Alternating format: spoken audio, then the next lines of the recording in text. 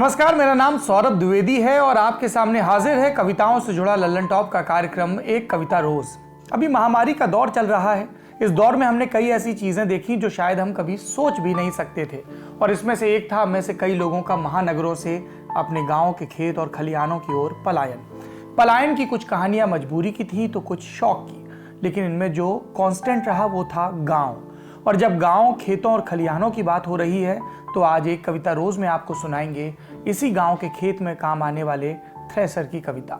कविता का नाम भी थ्रेसर है और इसे लिखा है बनारस हिंदू विश्वविद्यालय में पढ़ने वाले गोलेंद्र पटेल ने।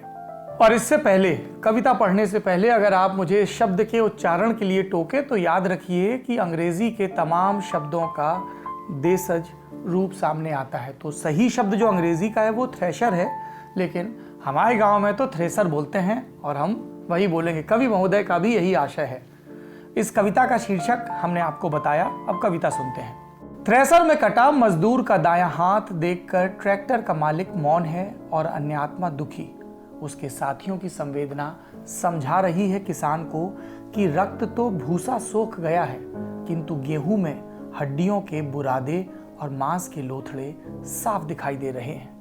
कराहता हुआ मन कुछ कहे तो बुरा मत मानना, बातों के बोझ से दबा दिमाग बोलता है और बोल रहा है। न तर्क न तथ्य, सिर्फ भावना है।